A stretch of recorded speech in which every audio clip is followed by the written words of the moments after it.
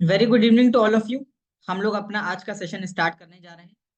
हम लोगों ने अपने कल तक के सेशन में और कल खास तौर से हमने प्रैक्टिकल व्यू स्टार्ट किया था, जिसमें हमने कुछ एग्जांपल्स लिए थे।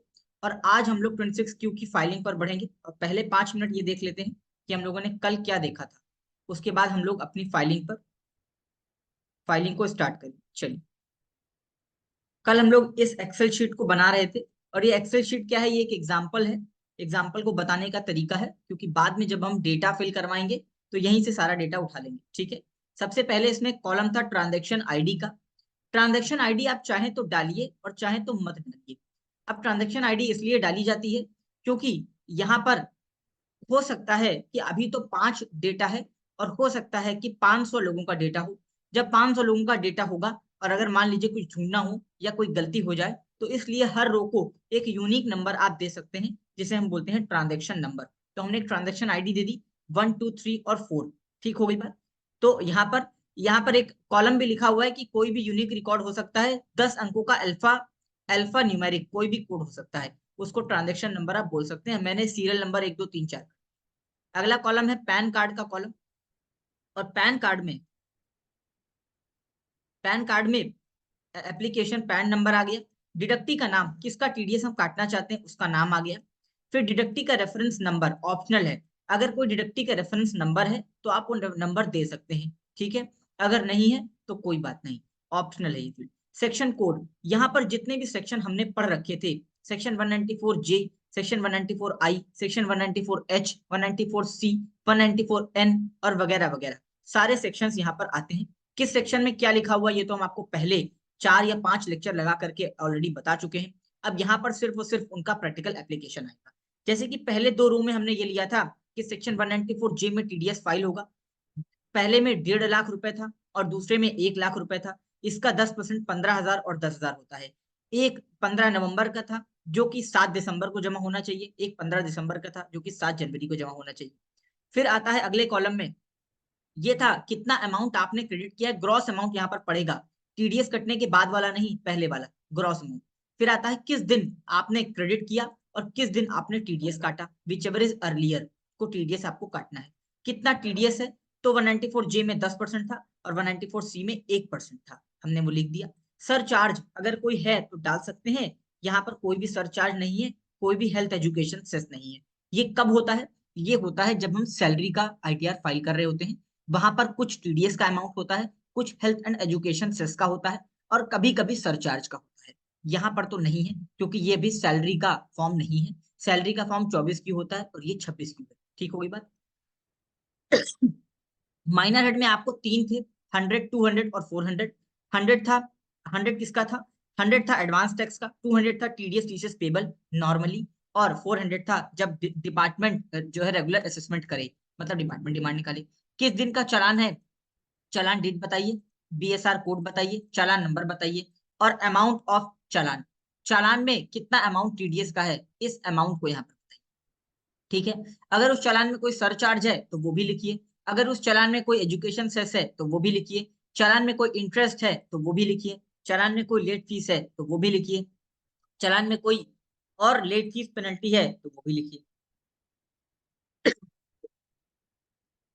अब एक ही चालान में ये कॉलम होते हैं। जब हमने चालान 281 बताया था तो वहां पर बताया था कि टीडीएस, सरचार्ज, एजुकेशन सेस, चालान, इंटरेस्ट, लेट फीस और अदर पेनल्टी, ये कॉलम में आपको अलग अलग अपना अमाउंट फिल करना होता है। और वो फिल करने के बाद आपको यहाँ पर उसकी डिटेल मेंशन करनी पड़ेगी, तभी वो पैसा एडजस्ट होगा। बिना मेंशन किए वो पैसा एडजस्ट नहीं होगा। बिना मेंशन किए वो पैसा एडजस्ट नहीं होगा। और जिसका जीरो होगा उसका हमें जीरो भी लिखना पड़ेगा। तो यहाँ पर ये सब जो जीरो थे वो हमने जीरो लिख दिए। ठीक है, ये हमने जीरो लिख दिए। अब ये कल तक की बात थी, आज कुछ बातों को और कर लेते हैं। सबसे पहला एक कॉलम है लोअर डिडक्शन, लोअर डिडक्शन, और दूसरा है सर्टिफिकेट नंबर अंडर सेक्शन 197। एक बात आपको बता दी, ऐसा हो सकता है कि आप कोई स्पेशल केस हो जहां पर ये कहा जाए कि आपको टीडीएस कम रेट से काटने की अनुमति दी गई है। यानी कि यानी कि डिडक्टी के पास कोई ऐसा सर्टिफिकेट है जिससे डिडक्टी ये कह रहा है कि मुझे जो है एक छूट प्राप्त है, जो कि इनकम टैक्स डिपार्टमेंट ने अंडर सेक्शन 197 हमें छूट दिया है, और उसका सर्टिफिकेट नंबर है ये, जो भी आप लिखना चाहें। और रीजन फॉर डिडक्शन, अब जैसे कि यहाँ पर कई सारे रीजन हो सकते हैं, ठीक है, कई सारे रीजन हो सकते हैं। अब हम आपको रीजन की एक लिस्ट बता देते हैं, जो कि यहाँ पर ये देखिए, रीजन की एक लिस्ट है। अब आप इसको ध्यान से एक एक करके पढ़िए। ये वो कारण हैं जिन कारणों से आपके ऊपर कम टीडीएस का रेट एप्लीकेबल होता है। कम का मतलब, मैं आकाश मेहरोत्रा चार्टर्ड अकाउंटेंट है, उनको ऑडिट फीस 10% के रेट से काटती है, लेकिन आकाश मेहरोत्रा ने एक इनकम टैक्स डिपार्टमेंट से सर्टिफिकेट ले रखा है जिसमें ये कहा गया है कि आप मेरा बस 3% के रेट से टीडीएस काटिए। कितने रेट से? बस 3% से। आप कहेंगे क्या ऐसा हो सकता है? क्या ऐसा हो सकता है? या ऐसा भी हो सकता है कि आकाश मेहरोत्रा को इनकम टैक्स डिपार्टमेंट ने एक सर्टिफिकेट दिया हो और बोला हो जीरो डिडक्शन, मतलब आपकी सर्विस पर कोई भी आपका टीडीएस नहीं काट सकता। ऐसा कब होता है पता है? ऐसा होता है ट्रस्ट के केस में। ये मेरे क्लाइंट है एडीआर एनर्जी, अगर ये कोई पेमेंट कर रहा है किसी ट्रस्ट को, और उस ट्रस्ट के पास कोई सर्टिफिकेट है, जो कि अक्सर होता है, अक्सर होता है। कारण, क्योंकि ट्रस्ट की इनकम पर कोई टैक्स नहीं कटता है, तो ट्रस्ट क्या करती हैं, अपने आप को लोअर डिडक्शन टीडीएस में या नो डिडक्शन टीडीएस में रजिस्टर करवा लेती है, और वो बोलती है साहब जब मेरी इनकम पर कोई टैक्स ही नहीं लगेगा तो मेरा टीडीएस क्यों काट रहे हो फालतू में। मैं वापस, आप टीडीएस काटोगे, मुझे अपना रिटर्न फाइल करना पड़ेगा और वो टीडीएस क्लेम करना पड़ेगा, जबकि मेरी इनकम पर कोई टैक्स नहीं है, तो आप मुझे एक सर्टिफिकेट दे दो। तो जो डिडक्टी होता है, यानी कि जिसका टीडीएस कट रहा है, उसके पास एक सर्टिफिकेट होता है जिसमें या तो ये लिखा होता है कि कम रेट से टीडीएस काटना है, या ये लिखा होता है कि जीरो रेट से टीडीएस काटना है। अब मजेदार बात है, इसके अलग अलग सेक्शन हैं। जैसे कि सबसे पहला सेक्शन है सेक्शन 194 197A। इसमें यह कहा गया है कि आपको एक certificate income tax department assessing officer issue करेगा। किसको? मेरे क्लाइंट को नहीं, मेरे क्लाइंट के डिडक्टी को। ये सर्टिफिकेट किसके पास होगा? ये सर्टिफिकेट होगा मेरे क्लाइंट की। मेरा क्लाइंट है एडीआर एनर्जी, जिसका मैं 26Q फाइल कर रहा हूं, उसको 10% के रेट से सीए आकाश मेहरोत्रा का टीडीएस काटना है बस। बट आकाश मेहरोत्रा जी के पास एक सर्टिफिकेट है, यानी कि डिडक्टी के पास एक सर्टिफिकेट है, जो ये कहता है कि या तो कम रेट से टीडीएस काटना है या नहीं टीडीएस काटना है। ठीक है। अब एक फॉर्म है, फॉर्म 15G और 15H। इसकी कहानी यहीं पर आपको बता देते हैं ये कैसा फॉर्म होता है। ये फॉर्म 15G और 15H अक्सर उनके लिए होता है जिनकी सिर्फ इंटरेस्ट इनकम होती है, जिनकी सिर्फ इंटरेस्ट इनकम होती है, और वो अपना फॉर्म 15G और H बैंक को सबमिट करते हैं। 15G आप तब सबमिट करते हैं जब आपकी इंटरेस्ट इनकम होती है और वो टोटल इनकम 2.5 लाख से ज्यादा नहीं होती है पूरे साल में। तो आप बैंक को एक डिक्लेरेशन देते हैं और ये कहते हैं कि भाई मेरा टीडीएस मत काटो, मेरा टीडीएस मत काटो, क्योंकि मेरे पास 15G है। अगर आप सीनियर सिटीजन हैं तो आप 15H देते हैं कि मेरी टोटल इनकम 3 लाख से ज्यादा नहीं है, इसलिए मेरा टीडीएस मत काटिए। और बैंक आपकी इस बात को मान लेता है और आपका कोई भी टीडीएस नहीं काटता है। यानी कि अब आप एक सेक्शन याद करिए, सेक्शन था इंटरेस्ट पेमेंट का, सेक्शन 190, सेक्शन था 193। 193 में बैंक क्या करती थी, सबका टीडीएस काट लेती थी, जिसका 40,000 रुपए से ज्यादा का इंटरेस्ट बनता था पूरे साल का। पूरे साल का अगर 40,000 से ज्यादा है तो बैंक आपका इंटरेस्ट काट लेती थी। लेकिन बैंक उनका इंटरेस्ट नहीं काटती थी जिन्होंने 15G और 15H दिया होता था।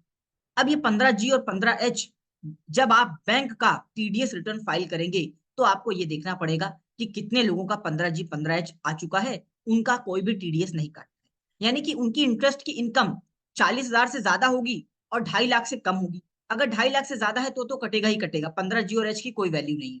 लेकिन अगर टोटल इनकम 2.5 लाख से कम है तो आपको 15G और H का बेनिफिट मिलेगा, और no deduction on account of declaration, मतलब यहाँ पर कोई भी टीडीएस नहीं कटेगा। लेकिन ये वाला ऑप्शन आपको चूज करना पड़ेगा। कैसे? यहां से, यहां पर देखिए पॉइंट नंबर बी है ये, यहाँ पर ये ऑप्शन चूज करना पड़ेगा कि इनका कोई टीडीएस नहीं बनता है, ना ही काटेंगे टीडीएस, ना जमा करवाएंगे, क्योंकि इन्होंने अपना 15G और H हमको दे दिया, इन्होंने अपना 15G और H हमको दे दिया। ठीक हो गई बात। तो ये एक रीजन है इंटरेस्ट के केस में। और पढ़ लेते हैं तीसरे पॉइंट पर, deduction of tax higher, deduction of tax at higher rate due to non availability of PAN. अब ये बात बड़ा बहुचर्चित टॉपिक रहा, पहले भी इसको एक बार डिस्कस किया गया और कई लोगों ने ये कहा कि टीडीएस हायर रेट से कटेगा तो क्या होगा। बस ये वाला ऑप्शन चुनिए। किसी ने एक बात हमसे पूछी थी कि सर हमारे पास अगर पैन नंबर अवेलेबल नहीं है, मान लीजिए कि ये तीसरा नंबर जो पॉइंट है, क्या विजय कुलकर्णी, इनका पैन नंबर हमारे पास अवेलेबल नहीं है और इनको 5 लाख का पेमेंट किया गया और 5 लाख का पेमेंट करते ही जब क्योंकि पैन अवेलेबल नहीं है तो इनका 1 लाख का टीडीएस कटेगा, 1 लाख रुपीज का टीडीएस कटेगा 20% के रेट से। और यहाँ पर ये टीडीएस जमा भी होगा और लास्ट में एक ऑप्शन चुन लिया जाएगा पॉइंट नंबर सी की क्या ऑप्शन होगा कि deduction of tax at higher rate due to non availability of PAN. बात समझ में आई। किसी ने मुझसे एक बात पूछा था सर हायर डिडक्शन टीडीएस कैसे काटेंगे, बिना पैन कार्ड की कैसे जमा करवाएंगे। जमा करवाने में तो कोई दिक्कत नहीं है, रिटर्न फाइल करने में दिक्कत है। बस ये वाला ऑप्शन चुन लीजिए, पैन नंबर वहां से हटा दीजिए और ये वाला ऑप्शन चुन लीजिए कि भाई इनका पैन नंबर है नहीं और हमने ये वाला ऑप्शन चुन लिया। ठीक होगी बात। चलिए चौथे पर चलते हैं। Transportation transaction with valid pan is provided. अब मैंने आपको जब ट्रांसपोर्टेशन का एक सेक्शन बताया था, सेक्शन 194C, जिसमें ये बताया था कि दो रेट होता है, 2% और 1%, और कुछ लोगों का रेट हो जाता है 0। वो कौन थे? ट्रांसपोर्टर के बिजनेस थे, ऐसे ट्रांसपोर्टर थे दस जिनका 10 ट्रांसपोर्ट मतलब 10 गाड़ियों से कम उनके पास गाड़ी थी और उन्होंने पैन कार्ड दिया था और साथ में एक डिक्लेरेशन दिया था कि हम ट्रांसपोर्टेशन के बिजनेस में हैं। अगर ये 3 कंडीशन सेटिस्फाई होती थी तो आप ट्रांसपोर्टर का टीडीएस नहीं काटेंगे, आप ट्रांसपोर्टर का टीडीएस नहीं काटेंगे। इसका ये मतलब नहीं है कि उनका इनकम नहीं शो होगी, इनकम तो शो होगी, बस टीडीएस नहीं कटेगा। इनकम तो शो होगी, बस टीडीएस नहीं कटेगा। कैसे? जैसे मान लीजिए यहां पर एक अगला कॉलम ऐड कर लेते हैं, एक अगला कॉलम ऐड कर लेते हैं।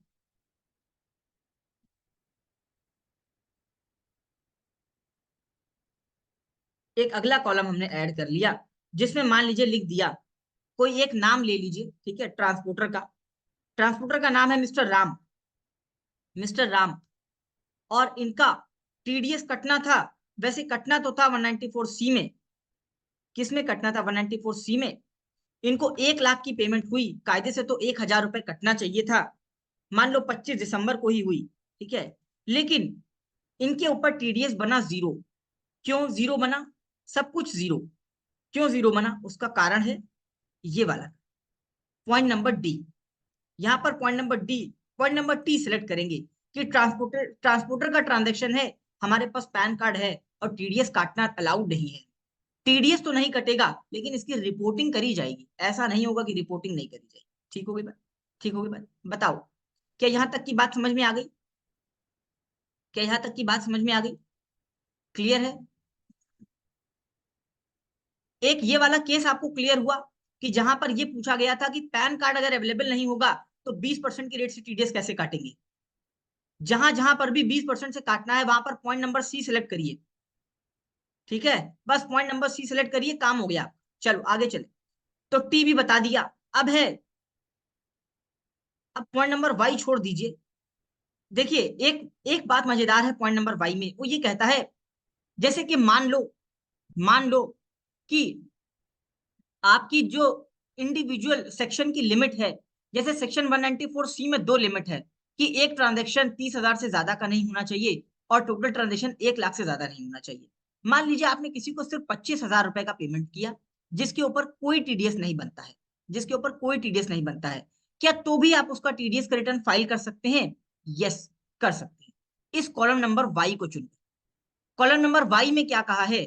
No TDS as amount paid और credited has been exceeded the individual threshold limit of section 193 जो कि इंटरेस्ट का था, 194 जो कि डिविडेंड का था, 194 ए जो कि इंटरेस्ट का था, 194 बी और बीबी लॉटरी का था, 194 सी कॉन्ट्रैक्ट का था, 194 डी इंश्योरेंस कमीशन का था, 194 ईईबी किसी चीज का था, जी भी था, एच इंश्योरेंस का था, एच कमीशन का था, ठीक है, और आई इंटरेस्ट का, जे प्रोफेशनल्स का। मतलब कॉलम नंबर वाई को चुन करके आप, अब मैं यहाँ पर एक एग्जांपल और बढ़ा देता हूँ, एक एग्जांपल और बढ़ा देता हूँ 6 नंबर में।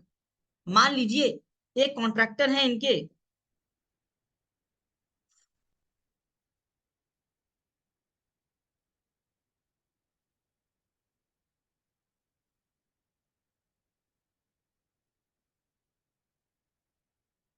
मान लीजिए एक कॉन्ट्रैक्टर है इनके, इन कॉन्ट्रैक्टर का नाम है अजय, ठीक है, और इनका टीडीएस भी 194C में है, लेकिन बस 25,000 रुपए है, बस 25,000 रुपए।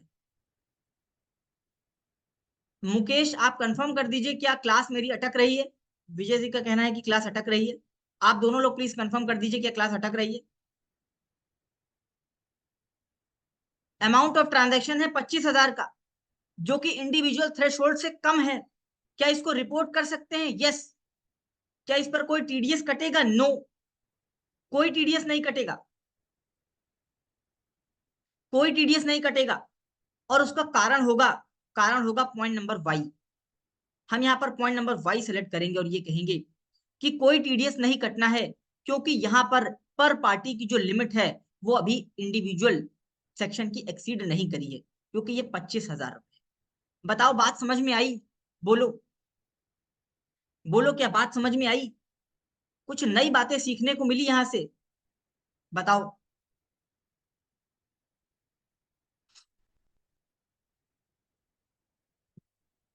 बात समझ में आ गई? तो मैंने ऊपर की 4-5 बातें नई नई आपको बताई। पहला तो ये बताया कि जिसके पास ए नंबर में असेसिंग ऑफिसर के पास से कोई सर्टिफिकेट है तो उसकी बात को मान लो और उसका टीडीएस मत काटो। दूसरा पॉइंट मैंने ये बताया कि अगर किसी ने 15G और एच दे दिया है तो उसका टीडीएस मत काटो। और तीसरा मैंने बताया कि जिसने पैन कार्ड नहीं दिया उसका रेट 20% कर दो। फिर चौथा मैंने बताया अगर कोई ट्रांसपोर्टर है तो उसका टीडीएस मत काटो।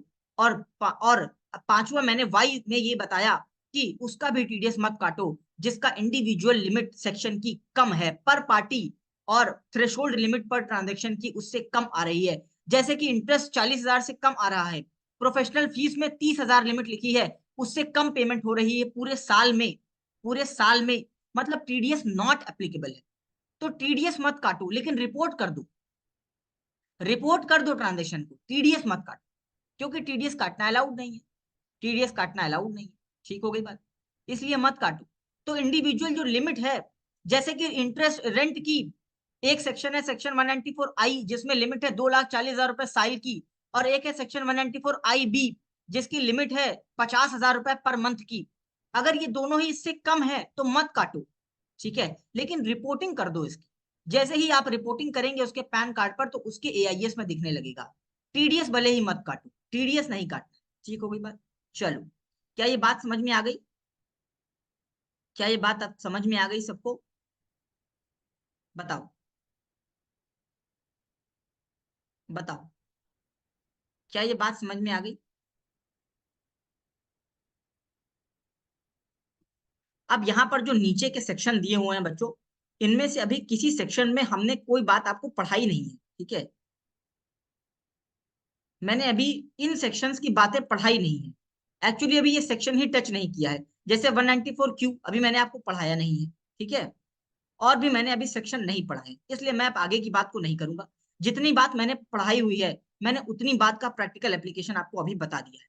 अब आगे का सेक्शन जब कवर करेंगे तब आपको आगे बताएंगे। अभी हाल फिलहाल के लिए मैंने आपको ये बताया। अब मजे की बात, अगर आपको इनकम टैक्स डिपार्टमेंट ने कोई सर्टिफिकेट दिया है तो उसका आपको सर्टिफिकेट नंबर डालना पड़ेगा। अगर नहीं दिया है तो नहीं डालना। अब हर केस में तो सर्टिफिकेट नंबर नहीं होगा। जैसे कि ट्रांसपोर्टर का वो एग्जेम्प्टेड है, इसका कोई सर्टिफिकेट नहीं होगा। और भी किसी का नहीं होगा। सिर्फ एक केस में होगा जहां पर ये वाला ऑप्शन हमने सिलेक्ट किया था कि इनकम टैक्स डिपार्टमेंट ने कोई सर्टिफिकेट इशू किया है। जहां पर होगा वहां पर डाल देंगे, जहां पर नहीं होगा उसको खाली छोड़ देंगे, उसको खाली छोड़ देंगे। बात समझ में आ गई? बात समझ में आ गई? क्लियर है? चलो, बात सबके समझ में आ गई। ये दोनों पॉइंट मैंने आपको समझा दिए। अब आते हैं तीसरे पॉइंट पर। तीसरा पॉइंट स्पेशल है सेक्शन 194N के लिए। सेक्शन 194N में कुछ मजेदार बातें थी। वो बातें ये थी कि आपको नॉर्मली 1 करोड़ से ऊपर का कैश विड्रॉल करने पर टीडीएस कटेगा एट द रेट ऑफ 2% कटेगा, ठीक है, एट द रेट ऑफ 2% कटेगा। लेकिन अगर आपने पिछले 3 साल का आईटीआर बैंक को जमा नहीं करवाया तो बैंक के पास ये राइट होगा कि वो टीडीएस का रेट बढ़ा करके 2% से 5% कर दे और लिमिट को 1 करोड़ से घटा करके 20 लाख कर दे। यानी कि अब 20 लाख से 1 करोड़ पर भी टीडीएस कटेगा, 1 करोड़ से ऊपर पे भी टीडीएस कटेगा। और ठीक है, और अब इस बात को पढ़ लेते हैं, लैंग्वेज को पढ़ लेते हैं। Amount of cash withdrawal in excess of 1 crore referred in section 194N, मतलब 1 करोड़ से ज्यादा का कैश विड्रॉल है तो इस सेक्शन में लिखें। उसके बाद अमाउंट ऑफ कैश लिखें, अमाउंट ऑफ कैश लिखें कि कितने का कैश विड्रॉल है, कितने का कैश विड्रॉल है। हो सकता है किसी पार्टी का एक क्वार्टर में 20 लाख का कैश विड्रॉल हो, तो आपको 20 लाख पर 2% या 5% काटना है।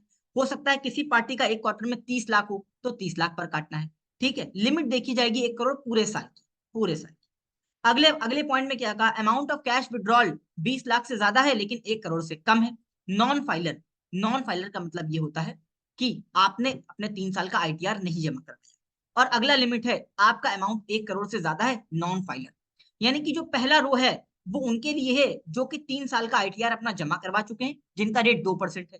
दूसरा जो कॉलम है वो उनके लिए है जिन्होंने अपना आईटीआर फिल नहीं किया और उनका रेट हो गया 5%, 20 लाख से 1 करोड़ के बीच में। और तीसरा जो कॉलम है वो है 1 करोड़ से ऊपर वाला, जिन्होंने अपना रिटर्न फाइल नहीं किया, उनका रेट है 2%। ठीक हो गई बात। तो ये 3 कॉलम में आपको अलग अलग ये बताना है कि कितना कैश का विड्रॉल हुआ, अमाउंट ऑफ कैश देना है, ना तो टीडीएस का अमाउंट देना है, ना ही आपको कोई डिडक्शन करना है, क्योंकि डिडक्शन वाली बात तो यहाँ पर लिखी जा चुकी है पहले ही, सिर्फ यहाँ पर कैश की रिपोर्टिंग करनी है। ठीक हो गई बात।